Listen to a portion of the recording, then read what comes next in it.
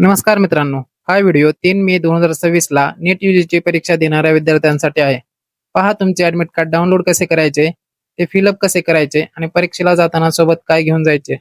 सगळे युट्यूबर्स यावर 10-20 मिनिटांचे व्हिडिओ बनवत आहेत, पण मी तुम्हाला सर्व काही 2 मिनिटात स्पष्ट समजावून सांगतो, कारण तुमचा प्रत्येक मिनिट सध्या स्थितीला मौल्यवान आहे. चला मग पाहूया. गुगल क्रोमवर नीट ऍडमिट कार्ड सर्च करा. डेस्कटॉप साइट मोड निवडा. एनटीएच्या वेबसाईटवर क्लिक करा.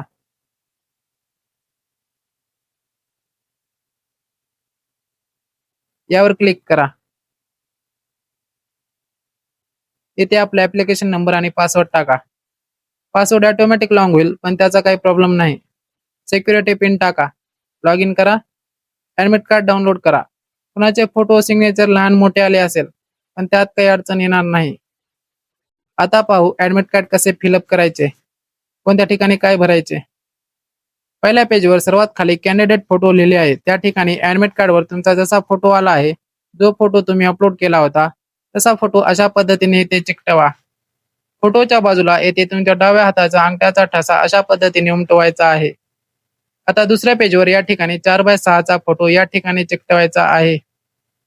बाकी या पेजवर काय नाही करायचे. तुमचं ऍडमिट कार्ड या ठिकाणी भरून झालं. आता परीक्षेला सोबत काय घेऊन जायचे ते बघू.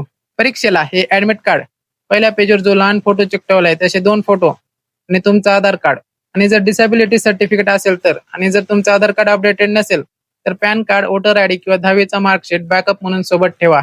पण 3च गोष्टी सोबत न्यायच्या आहेत: ऍडमिट कार्ड, आधार कार्ड आणि 2 फोटो. आणि ड्रेस कोड म्हणून हाफ बाह्याचं टी शर्ट, नाईट पॅन्ट आणि स्लीपर चप्पल.